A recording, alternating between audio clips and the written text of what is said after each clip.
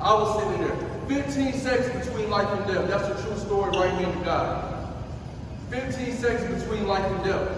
If I wouldn't have got out of that car when I did, I would have took 2 bullets to the head. I wouldn't be here speaking to y'all right now, right? But you know what? You think, okay, tomorrow you get over it, right? You think next week you'll get over it, right?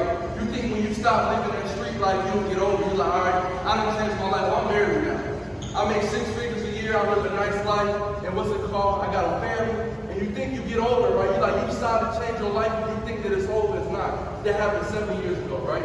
2 weeks ago. 2 weeks ago, I had a nightmare. I woke up swinging. My wife had to grab me. She grabbed me for 2 reasons.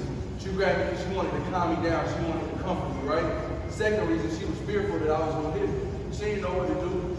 She wasn't even with me back then. The decisions you make today going to affect the people presently.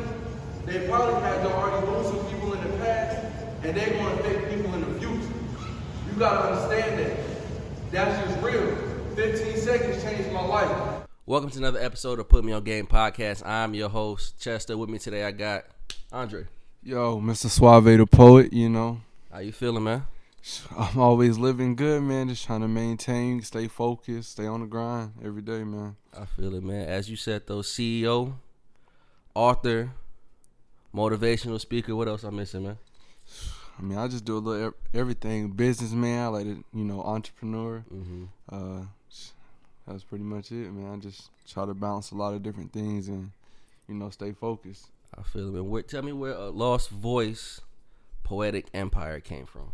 So, originally back in 2015, it was Poetic Voices, right? That's where everything started. That's when I really started taking this writing stuff serious. So back then I established it kind of on like a joke, if that makes sense. Like one day me and this girl was just talking and stuff, and I was like, yeah, I got this poetic voice and things like that. And then she was like, yo, you should put that on some merch or something. I'm like, all right. So then I really didn't pay much attention at the time. But then one day I was drawing. Like, I don't draw like that, so I don't want people to think I'm an artist. But I just had motivation to draw at this time. Like, one of my tattoos, which is my Poetic Voices tattoo, I had drew myself. Oh, well, that's what's up. So that's how it really started. And then we went and we found this dude, no cap, in Fayetteville at the MacArthur Road flea market at the time. I don't think the flea market is not there no more. But at the time, he worked inside. His name was Darren Brooks or something like that. He had moved to Germany. That's really why I stopped dealing with him. But I went in there. I just told him, I was like, yo, Poetic Voices, like that. I just want to put it on a visor at the time because wasn't nobody really doing visors. So we put it on a visor. And like we designed it right then and there. It was a little weak design. It just was poetic and cursive, then voices in like some bleeding type font. Yeah. And then it really just took off from there. Like I started branding as Poetic Voices, and it was really something that I turned into a motivational poetry organization where the goal was to go to schools and things of that nature and tell a story through poetry that should motivate these kids on how to get through high school, how to live. Because at that time, I'm 1 year out of high school, right? Yeah. It's 2015. I graduated in 2014, so I'm 1 year out. Yeah. So I'm thinking like, oh, they can relate to what I'm saying because I'm one of them still, basically, right? Yeah. I ain't come in there in like suit and tie, like old cat trying to almost talk at them. I'm in there like I am now, talking with them and, trying to share some wisdom like, yo, this is where I was at up until this point. This is some stories. This is things I went through. These are things y'all could avoid because some of the things I went through in life, I really wish a lot of people can avoid certain things like that, right? I don't feel like they're necessary for growth. But as I was getting into that, it was kind of almost hypocritical because I was telling these people these stories because it was true. It was things I went through and things I didn't want them to do. But a lot of the things I was still involved in, right? I was still engaged in. So that always kind of bared on me like, okay, I'm telling these people, telling these kids these different things. And realistically, when I leave here, I'm gonna go do the same back to the thing. same thing, yeah. Or sometimes I come there and I drank before I got here because I had to have something to keep me grounded. So I'm trying to come in here and tell these stories, but realistically, a lot of my poetry was from pain. So to tell these stories, I got to be some type of numb to sit here and express that.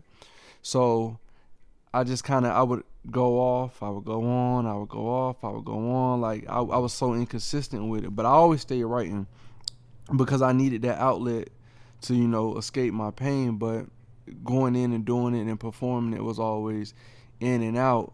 And then at the beginning, like I wasn't confident still, so I would be reading poetry off my phone. I would be reading poetry out of a book.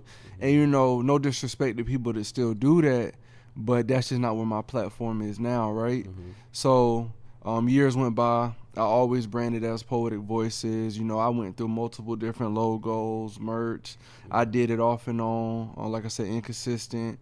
And then in about 2018, 2019, I went through a life transition to where, to me, it was time to stop hiding from my pain and accept it, right? Actually conquer it.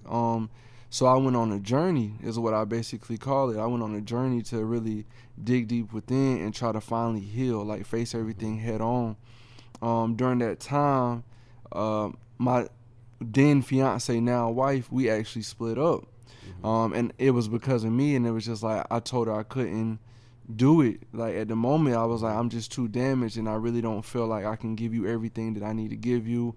I don't feel like I'm this soon to be husband that I'm supposed to be, and just different things of different natures. And entering into it, I knew the risk, right? I knew the risk that maybe we don't find our way back to each other, right? That's a scary thing. Scary, man. Yeah, trust me. You keep going. I'm feeling it, bro. Trust me. That's a scary thing. So I'm like, but at the end of the day, it was worth the risk, because it's like I could continue to stay and we could continue to have these problems because I'm not healed, you not healed. She had issues, and it just was always like a collide. And to me, we were always colliding in front of my son, and my oldest son as well, and it just wasn't healthy in any aspect. And looking back, I really wish I could have been man enough to try to figure that out while still staying together. But ultimately it paid off because we found our way back to each other like 6 months later. And not too long really, but that was long enough for me to really just focus on myself. And the whole time, that's what everything was about. It was just about focusing on myself, finding the things that could keep me sane, and finding the things that weren't in pills or alcohol and things of that nature. And then, I found my true religion, like, because in 2015, I really stopped practicing religion. Like, before then, I was practicing Christianity just because that was what I was brought up on, right? But, and I don't down anybody that practices any specific religion. That's not me, because during that time I became spiritual. Like, it was just a spiritual journey, trying to really discover myself, because I'm really passionate about people knowing what they believe in. So a lot of people that practice certain religions, they practice them because that's what they were brought up on, right? And they never really did any deep research into it. So for true Christians, people who did research into it, they know why they believe in what they believe in. I respect that. But for anybody else, I just feel like, you don't really know what you even practicing. Yeah.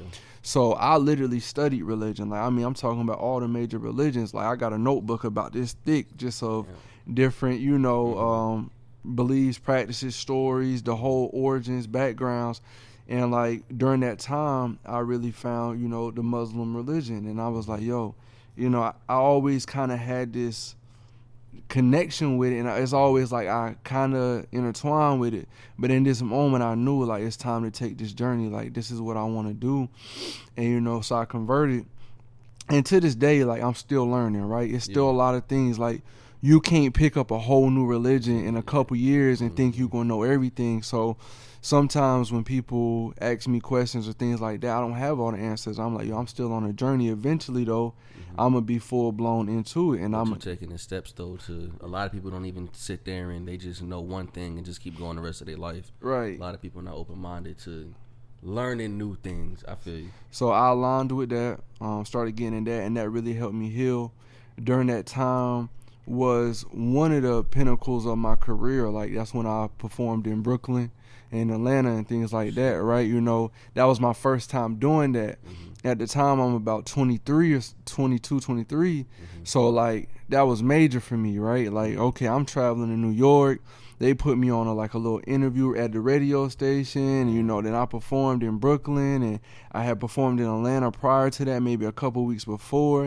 And, you know, now that may just be like a norm for me, but back then it was like, yo, I done reached the stage. At that moment, it was like, if I never accomplished anything else in my life, I had felt accomplished, because that was just a dream I always had. I'm like, yo, I love New York. I want to perform in New York. I want to, you know, be on the stage in New York. And I did it. So everything was a high, and eventually, like, you know, one day, and this is no lie, like, some people might think it's crazy, but one day I had a dream. And during the dream, it basically woke me up and was like, you ready? See if you can get her back, right? So I woke up, I immediately texted her. I was like, yo, I'm ready. She was like, what you talking about? I was like, yo, I had this dream. You know, I've been praying about it. Like, I really feel like, you know, it's time.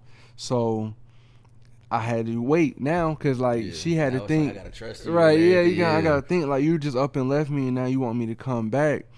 But, I mean, the feelings was mutual, so, like, we took those steps to gradually, like, we didn't jump back into it. We took those steps to gradually try to come back together, and then, you know, we moved back in together. And then, I ain't gonna lie, all it took was a few months, and we went and tied the knot. Like, that's how strong the connection was, because before then, it's like she would always say she wasn't ready to get married, but she never really had no true reasoning behind why. Like, she would just say, I'm not ready. Yeah. But then when we got married, I realized, wow, like, it was because she could feel it. Like, she could feel that we weren't ready. And in that moment, she knew. And, like, a couple months later, we got married, and then I got her pregnant with my daughter. Hey, congratulations, man. Appreciate it. So then I went overseas for a little bit. I was in Kuwait, and, you know, that felt great because, you know, I had just converted, and so I got to be there, like, and actually experience some things. And then I got back home to my family and things of that nature, and then I just felt like all the time it had just came so perfectly, and it just felt like it was time to drop Poetic Voices. I'm like, I created this in a dark time. I created this with a lot of people that I'm no longer around. It was off a realm. Sometimes I felt like it was built with this girl, like the girl I told you about initially. I felt like it was built with her. I felt like she had a lot of involvement in helping me build the brand, and I just didn't want any attachment to that. So, like, I was like, you know, it's time to relaunch, restart, and which was one of the greatest things I ever did. And I launched Lost Voices, and practically what Lost Voices is as an African American male, lots of the times people try to silence us, like, right? They you know, for years dating back to slavery, you know, they try to silence us with slavery. Now they try to silence us. Media tries to cover up a lot of things, and I just felt like so many, you know, young African Americans growing up don't feel like they have a voice. So that's really, you know, why I created it. Is like, nah, we got a voice, and this is how we gonna use it. We gonna use it through poetry. So I typically only deal with minority writers and things of that nature, right? So I relaunched, and then when I put it out there, it was crazy to me because I had Poetic Voices for years, right, up until this point, about 5 years, and my group was never like this eager. Like, people hit me up all the time, but they hit me up about like a one-time thing. Can you help me do this? Can you help me do that? Right? Okay, give me the bread. Let's do it, right? But then when I put Lost Voices out, it was like so many people came flocking like, I want to join. People I didn't know. People, I mean, literally weren't even following me at the time.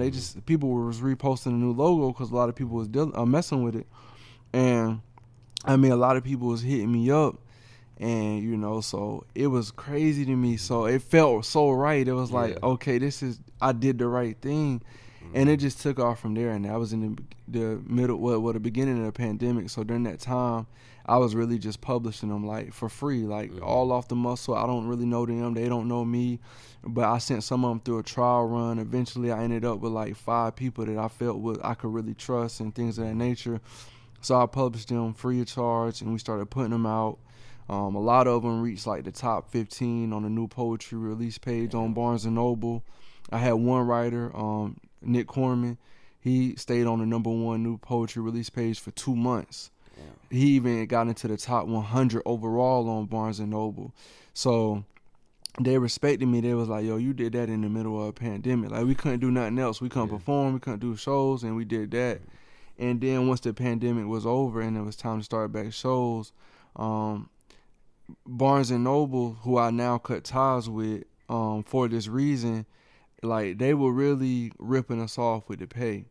And so I was taking, I think, 30%, right? So it was like I was taking 30% of something that was already being diluted by them, and I just didn't feel right doing that. You know, even though I had did all this off the muscle and stuff like that, I just didn't feel right because I know how I feel about my work.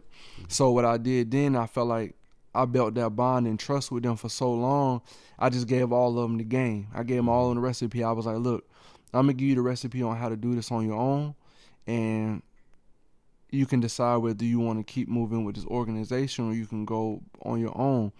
At that time, a lot of them had different things going on. So a lot of them was like, well, you know, we appreciate everything. We parted ways. And it ended up just being Nick and Jeremiah that stayed. And we still together, right? And like, we starting to really gain some traction on a lot of things and investing in ourselves. And 2022, man, like, we about to go crazy. Like, I'm trying to keep a lot of stuff under wraps, but we really making some investments and some moves right now that when 2022 come, it's over, like, you know. And that's crazy. Oh, man, that shit get me hype. I'm not even gonna lie to you. That shit get me hype. Like, dang, like, man. You know, you hear everybody from the Ville, everybody. I ain't gonna lie to you. You said poetry, like, I've seen you for years, bro. Like, even though somebody don't like, comment, share, somebody always watching. And you've seen that obviously with, you know, people that you're working with. But rapping you ain't never laid down a verse or nothing, because, you know, everybody rapping and poetry, you know, it's Wale close to it, but you ain't never been like, man, let me at least try it just to see. It's funny you say that because literally I started writing rhymes in 4th grade. Oh, okay. So. No lie. Like, I was rapping in 4th grade. Like, I had this little group. I can't even remember what we was called, but it was me, one of my best friends, and this other dude. We would write rhymes and all the time. I started rapping in 4th grade. And then when I got into like middle school, me and my nephew, because my nephew only like 2-3 years younger than me, because my dad had me when he was older, right? So me and my nephew put together a group. It was called Opposites Attract, because me and my nephew was like completely opposite in all our styles. Like, I was who I am now, basically, with the whole Suave type deal. So I like to write a lot of love songs. He was from down in the country in Parkton, so like, I already know what time you get what I'm saying? Like, he was rapping trap hood, and we would always try to mesh together, and it worked, right? But that's why we called ourselves Opposites Attract. He was dark skinned, I was light skinned. Like, we were just two totally different people. And you know, I tried it, but really he was the true talent in it. Like, so I would write a lot of hooks for him, a lot of things like that, because I had the skill with writing. But what a lot of people don't, everybody can't be a rapper. Thank you for saying that. I'm going to say that right here. Everybody can't be a rapper. And I found that out for myself, because even though I got the lyrics, like, I know how to write. Like, I could write crazy. Like, I done wrote for singers before, things like that. I can write crazy. But everybody can't get on the beat and flow. Like, rapping is more than just the lyrics. Like, it's about being able to flow, your voice. Everything has to come together perfectly, and everybody ain't got it. And I realized, I was like, yo, I'm a great writer, but I'm not good at rapping, right? So, my mustache here. But yeah, I was like, yeah, I'm not a good rapper. So I quit. Like, I was like, I'm not gonna do this. And then think 10th grade. I quit about 9th grade. 10th grade, poetry was one of the subjects. I wrote it, didn't really pay attention to it. senior year, I was this funny. I was dealing with 3 girls at the same time, right? Mm-hmm. So I was dealing with the one that I had been messing with for a long time, which is our mutual friend, like that you know. And then it was 2 other girls at the same school she was going to at the same time and all of that, right? And I was dealing with all of them, and at the time I ain't know who I really wanted. I ain't know if I wanted to keep moving forward with this long-term off and on relationship, or if I wanted to deal with one of them. And I don't know. I honest to God, like it had to be God, like because at this time I don't know what made me sit down and be like, I'm gonna put this into a poem. Oof. I wrote a poem about it, right? It was called it was like I think it was called Two Streets. It was something, right? I can't remember. Or Bridge. No, it was called Bridges, and it was about like which bridge am I gonna take? That's what it was called. Okay, I remember now. And I wrote it, and I sent it to one of them, right? The one that you know I had the most intellectual connection with, right? So I sent it to her, and she was like, "Yo," even though it was about her and the situation, she was like, "Yo, this is fire." She was like, "You really good at this." She was like, "How long you been writing?" I was like, "Man, this is my first poem, right?" And then I wrote like one more poem after that, and then I kind of like I was in the streets doing a whole bunch of dumb stuff, so I won't think about stuff right. everybody go through. I won't think about writing, but then I went to basic training, and when I went to basic training, I ended up staying with the one girl like that I was with long term, like that was the bridge I took, right? And at that time I had kind of felt like I needed to really buckle down and take this serious for once, like because before then I was just on some Suave player stuff, like you said, young boy stuff, so I was really doing it wrong and stuff like that. And at that moment, like being away was just kind of hectic for me.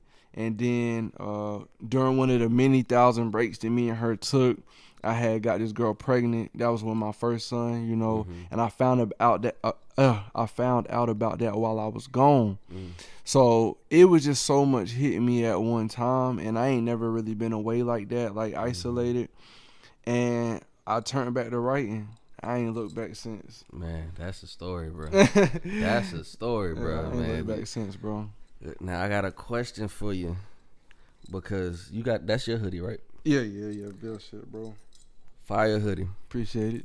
Now you could be the best, like we were saying, you could be the best rapper, poet, content creator, but you got some fire merch, man. I ain't gonna lie to you, man. I appreciate it, bro.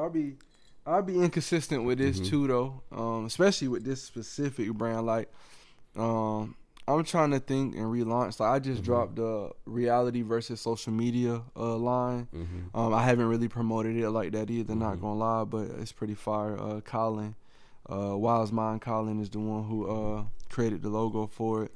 It's basically just about how we so consumed in social media, and that people don't understand what you do and accomplish in reality always going way more. So it's a scale weighing them, letting them know like reality really, you know, it's always going to be more, and it's going into like a future realm. So like, you know, people know that like during the future, like if you want to move forward, you got to get into it in reality. But the reason I really don't like stay too much in consistency with the Ville shit is because I just feel like too many people trying to do it, right? And I feel like at the moment that I got into it, the only person I know that was doing it was I think the guy that Colin deals with, and they had just a little small Ville logo. I don't know if you ever seen I just bought a shirt. Yeah. So I think it's the same people if I'm not mistaken. And at the time, that was the only person I knew that was doing it. And I knew they was doing it at the same time when I started. This was back in 2018. And at the time, I was a little hesitant because I didn't want nobody to think like I was biting or anything like that. But it was just an idea I had. It wasn't even based, like, they had based dealing nothing with that, right? But I knew that existed. But it was just like Ville shit. Like, you got to have a different mentality. Like, this some Ville shit. Like, you go somewhere else, like, you know, I'm from the Ville, like this is how I rock. Like people don't understand, it's a lot of talent and a lot of things here, but just everybody always eating each other alive, and that's why don't nobody make it out. And then I was like, you know, I had the street sign. I wanted to keep it simplistic, but I had the street sign. See, that's the Poetic Voices last logo right there. I had put that as the I, and the street sign originally said Bingham on it. because that's where I'm from. I'm from Bingham. Oh, so you gonna say I'm from around the block. I'm from Bingham, right? So I had Bingham on there, and at the time when I put it out, people was really messing with it. But this was when like I had put the template out, so it had the big white square box around it because it was getting pressed on, and people was really messing with it. But a lot of people kept saying, "Oh well, you got any other street signs and stuff like that?" And it was a little irritating because it's like, yo, you buy Burberry or things of other nature that say Los Angeles, New York, things like that. Man, you ain't never even left the Ville, right? You know what I'm saying? You rocking these other cities, these other places, but mine is Ville shit, right? I'm doing this for y'all. Like, I'm doing this to put on. This ain't for me, right? Because I won't really making no money off of it. You don't like this merch. It's nothing, right? It's coins. And everybody was like, yo, you want to do different signs, blah, blah, blah. So what I did what I did after that was, instead of just making different street signs, I started going to different locations, and I would take actual pictures of the street signs with iconic landmarks in the back that we all know, and I would edit them, then put the Ville Shit logo on top of it with just the ant name on it. And then that's what I started pushing. And like, I ain't gonna lie, when I was consistent with it, bro, they were selling like hotcakes. But then I started seeing a lot of other people like do a lot of different Ville stuff after that shit started getting popping, and I didn't even see people trying to use street signs and stuff like that. Yeah, so like not even like the stuff that you just bought. It's got street signs on it, but that's like now, right? Yeah. I done fell off with mine, so like that I don't feel like that was copying at all, because like I said, I got a relationship with Colin, so he know me. He helped me create this logo, so I knew it wasn't nothing there. Like, I didn't feel like no jocking was there. But a lot of other people that I didn't know, like, it just got real suspicious, and a lot of people started doing a lot of weird stuff, and it just made me not even want to do it no more. But I'm getting into the mentality now, like Jay-Z said, nobody can ever do your ideas better than you, right? That's so it don't matter how many people you got copying, you keep doing yours, it's always going to succeed more because you created the idea, right? So don't let people drown you out like that. So once I get all this other stuff I'm working on right now, because I got a lot of different things that I got my hand in, once I really get to the goals I'm trying to accomplish in the next 6 months, then I might start pushing the gear back, right? Because at the end of the day, regardless who do what, who make what, my cookout one that I created, we did it with the drone over the cookout, and I edited it like I saw that. That shit's fire, to the cartoon and stuff like that. At the end of the day, it's no merch touching that. Like, I mean, when I tell you, if I told you the numbers I did with that hoodie, like, it's unbelievable. Like, and the shirt and all of that, like, that was the number one selling, bro. People was buying that like hotcakes. If I started promoting it again, it would just pick right back up, right? So at the end of the day, I know that true. It's just not the top thing on my mind to try to set up photo shoots and things of that nature. Yeah, it's too much time consuming right now. See, but even with that, man, you got the whole vision behind it, because I can speak for me as far as with this podcast and shit. Like, it's dozens and dozens of people that I'm not gonna lie, I'm not big. Right. I'm trying to build up to where, where Joe Rogan and all them is at. Eventually, hopefully, God willing. But it's like, I don't feel no way if somebody come and ask you something, I'm gonna give you the game, because you can't do this better than me. Nah. All this equipment that I got, like, I could give you everything, but you got to come on this mic and you got to speak. You got to have the relationships and everything. Right. So I definitely feel you with that. And you do got a lot going on, bro. So trust and believe. I'm watching out for it. So now, this tour that you are on, I have never. Well, I'm not gonna say never, because I mean, obviously people go on tour. But how did this tour come about that you on? Because you was just at Shaw, right? Yeah, Shaw Academy. Shaw Academy. Yeah, okay. yeah. Tell me a little bit about that. So, because the video you posted, man, that. I ain't gonna lie. I gotta throw this somewhere in an intro clip or something. I appreciate it. Well, like I said, I always did the school thing from the start. So I built a lot of relationships. But I mean, during the process, I burnt a lot of bridges as well. Because sometimes, even like whether it was with schools or whether I was going and doing adult shows or whatever the case may be, it was a lot of times I would book tours, and then I would get about ready to start, and I would never show up to any of the shows because I would go in depressions and things like that. So you you learn over the years, right? So you burn bridges, you build relationships. But I think I built more relationships than I burned bridges because I was always transparent. Just some people don't understand it, right? A lot of people don't understand mental health and things of that nature. So, me and Nick, now that COVID is, I'm not gonna say over, but now that COVID is tolerable and things are opening back up and allows us to do things, me, Nick, and Jeremiah was like, yo, let's go into the schools. And like Nick had already been like reading about how to do it. I've already done it. So like that was an easy connection. Like I can tell you what to do. You can tell me what you read and things of that nature. Jeremiah is actually like one of the admissions counselors at Livingstone College. So he in the schools and stuff like that. And which makes it kind of hard for him to show up or be a participant right now. But me and Nick understand it. Like at one point he was like, "Yo, I'm just gonna drop out of Lost Voice." I'm like, "Bro, you ain't gotta do that. Like, we homies. Like we close now. Like you family. Like you done been in my house. You been at my son's birthday party. Like I was like, you ain't gotta do that. I get what you got going on. I've been there, right? So me and Nick really the ones taking it head on right now. We got some merch to promote the tour actually to drop, like I said, I haven't really put that out yet either, but we will once the flow of the tour starts getting going. But one of the people I had connections with just reached out to me. It was like, hey, I got this real different school. It's like the terms they use, like these kids, they come from foster homes, they don't trust nobody, they shooting, things of that nature. Like, so this is a different beast, but I know you can handle it. And like years ago, well, I ain't gonna say years ago, but just maybe like 2019-ish, I wouldn't have been ready for this because I don't have the voice I have now. I don't have the delivery I have now. Like, I finally got confident enough, because I'm gonna tell you why a lot of people read poetry off the phone. It's not because they can't memorize it. It's because they don't have the confidence or the security to be like, if I mess up, I'm going to just keep going some other way. Like, that's what they use. It's a security blanket. Yeah.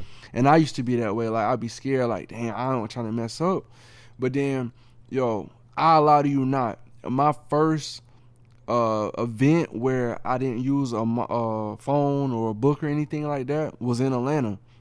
I had got booked in Atlanta, and I had to do the longest set of my career yet as well, because they was like, yo, you got to do 6 poems back to back. And I had to memorize them all, but it was like I had just seen one of my mentors, Just Mike. I don't know if you ever seen him, Just Mike. He real big in Philly and all over the United States now, but he from Philly. I had seen him perform in Raleigh, and like seeing his delivery made me start really studying how to deliver my poetry more effectively. So this was going to be my first test to do it. And it was the longest set as well. And I went up there and I killed it, right? But it was in the very first poem, I messed up. And I'm like, I just kind of froze. And I'm like, yo, I'm trying to remember the line. I'm about to pull out my phone. And this dude in the audience, but I never forget, like, this changed my career, changed my life for real. He was like, yo, it's your poem. So if you forgot it, just keep going and switch it up. Say some stuff we wouldn't know. It's your poem. Like, we ain't never read the poem. So if you mess up, just keep going. Like, that's what he said. Like, he was trying to encourage me.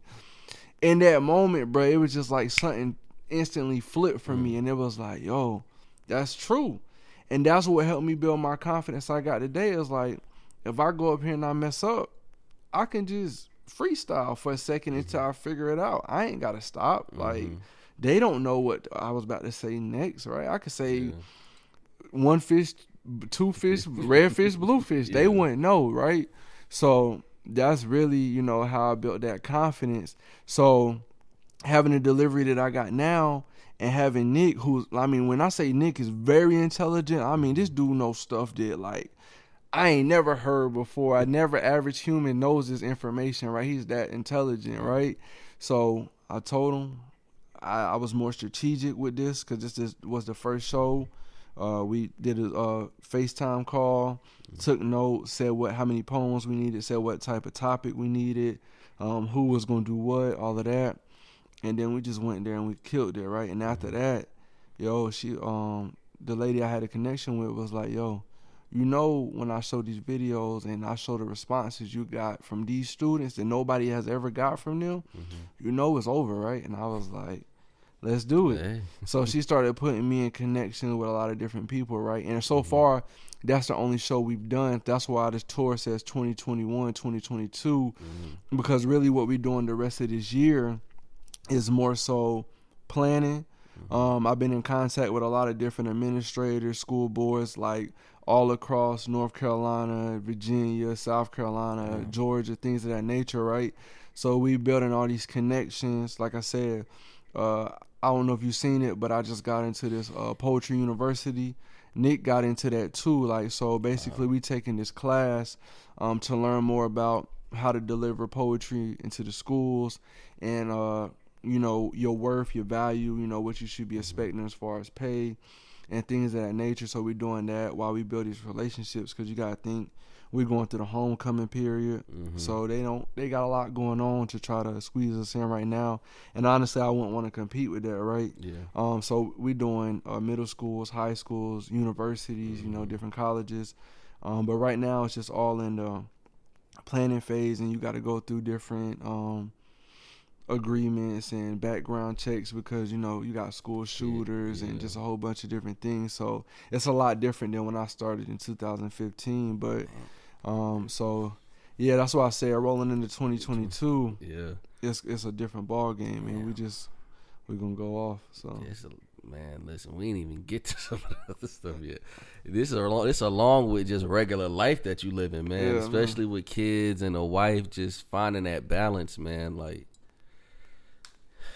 you want to speak on that, man? Like, so I actually just did a podcast not too long ago with this guy named SP the Writer out in Raleigh, and I kind of talked about this a little bit. But that is, it was, and I'm kind of getting over that hump. But that was one of the challenges in my life, was trying to balance the family and everything I had going on, because I come from a situation where financially I wasn't the best growing up. So a lot of the times that was in my forefront, in front of my mind, like, okay, I got to get this money, right? And obviously that worked out for me, but a lot of the times I put that in front of, being the best husband I could be, being the best parent I could be. Like, my wife always would tell me, like, you're a great man, but I just need you to understand, like, you got to balance a little more, because your kids, at the end of the day, they appreciate the finances, but they're going to appreciate the time more, right? So I went into a place where I had to try to figure that out, right? I had to try to keep digging. And now I feel like I know that balance more. Like, it's a lot more on me, honestly, but it's needed, right? I got to do it. In return, it makes my wife happy. Obviously, my kids get more time, and I'm still able to do all the things that I do, right? I'm more strategic with everything I do, right? And what it really did for me was it created a mentality that, like, I'm not going to do anything that doesn't bring value to my poetry career, or doesn't bring value to my pockets in a large volume. Like, I'm not going to go do a show where it's not really beneficial to me in any way, right? If I go do this show, will it benefit my career? Will it give me extra connections? What's the finances looking like? Like, I got a set price, right? A set price tag. Like, I can't just do it for whatever anymore, right? Because sometimes you get so caught up in trying to develop and trying to get your name out there that you'll do something for whatever, right? And that situation really helped me. Like, I'm very marketable, right? And I know that. So why do I continue to feel the need to just do anything just because it's something to do? So outside of the schools, obviously I do shows in different locations for adults and stuff like that. Just like poetry nights and stuff like that, the grown and sexy vibes and stuff like that. But now I just don't consume myself in anything that's not worth it, right? So if you hit me up and you're not ready to pay that price, then my time with my children is more valuable than that money, right? Worth. So, you know, it really helped me figure that realm out. And so it came out positive, honestly. So all the way around, I was able to find that balance, and I feel like I move more sufficiently now. So that's good, because a lot of times, like, granted, I don't have a wife and kids yet. Hopefully, one day, praying. Right, but, nah, man, you got know, it, bro.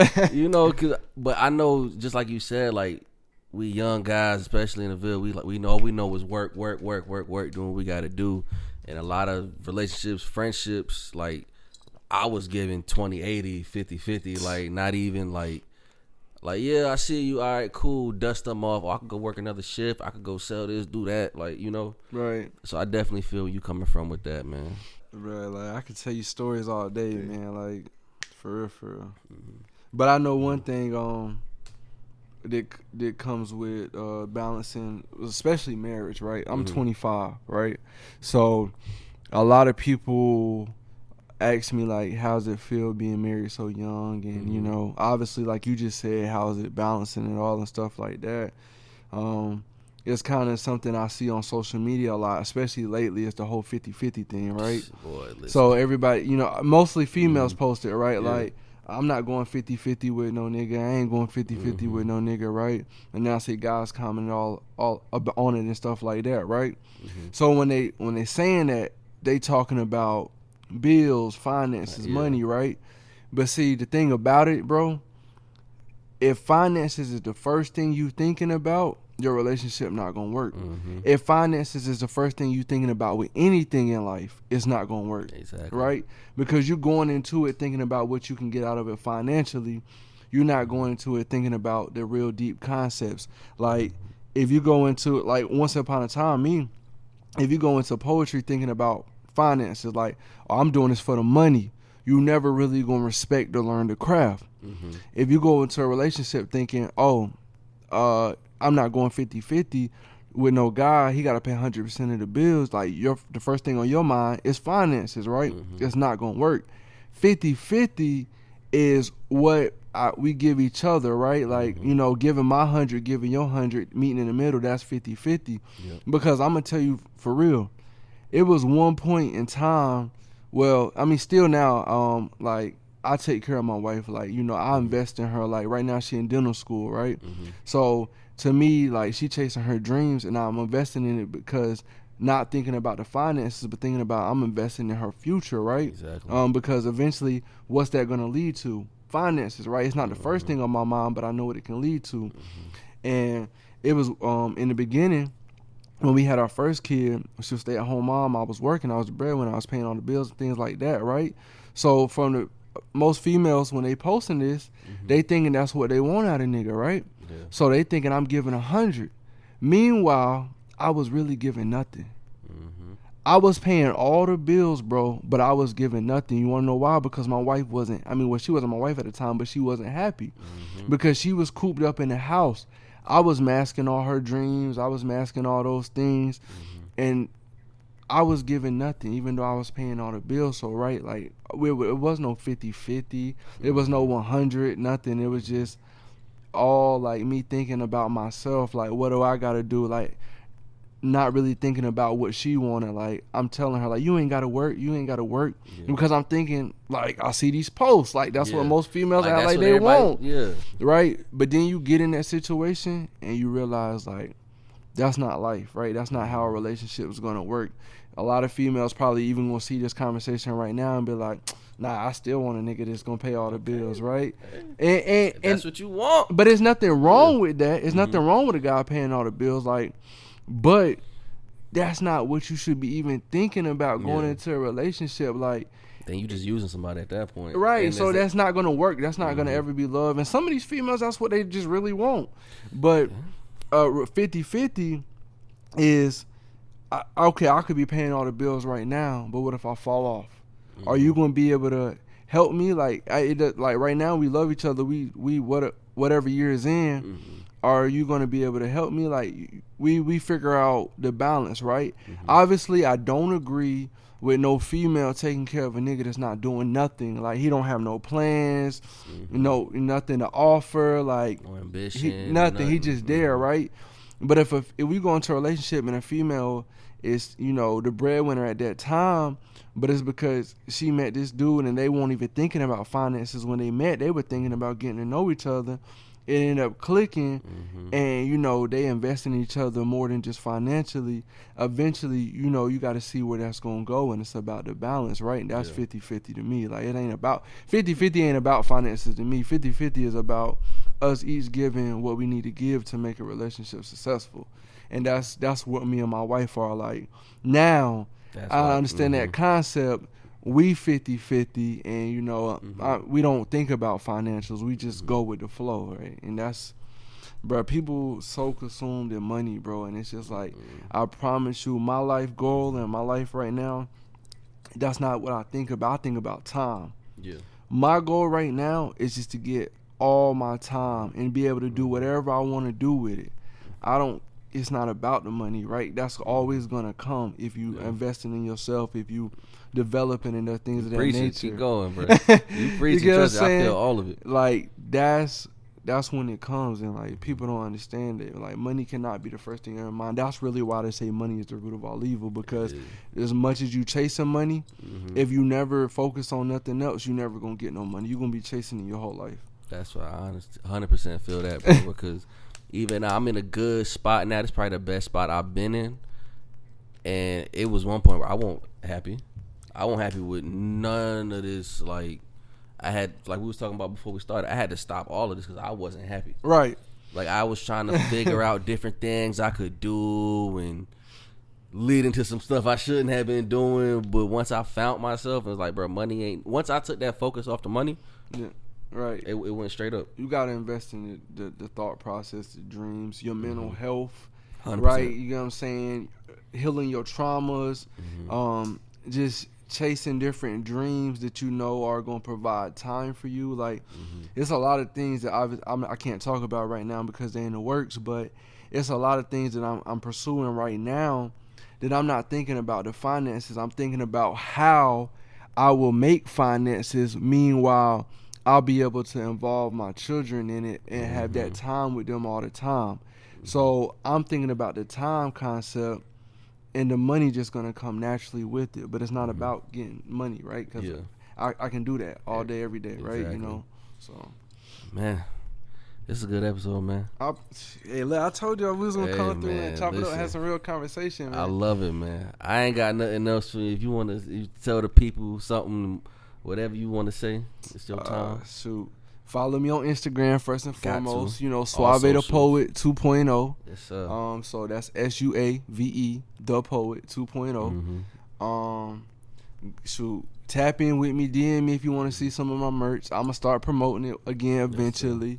To anybody that may be in the education system that wants to reach out, book me, Lost Voices for a show, DM me, you know, whatever the case may be. Or if you want to book me for Grown and Sexy, I'm still doing that. But like I said, make sure you're ready to pay. Got to. I'm not coming for the free. But most importantly, man, just everybody, you know, take care of yourself mentally, physically, and emotionally. Like, and I'm telling you, like, find that balance in life and just go after what you want to do. Don't let nobody hold you back. And, you know, just stay motivated, bro. Like, if you need some motivational words, like, come to me. I DM you some motivational words, bro. I'm open to everybody, always. Like, I'm about helping people. I want everybody to be where they want to be in life. And, you know, if my motivational words can speak to you and stuff like that, shoot, just come my way, man. That, you know, motivation is free. Love it, man. It's another episode of Put Me On Game Podcast. We out. Yo.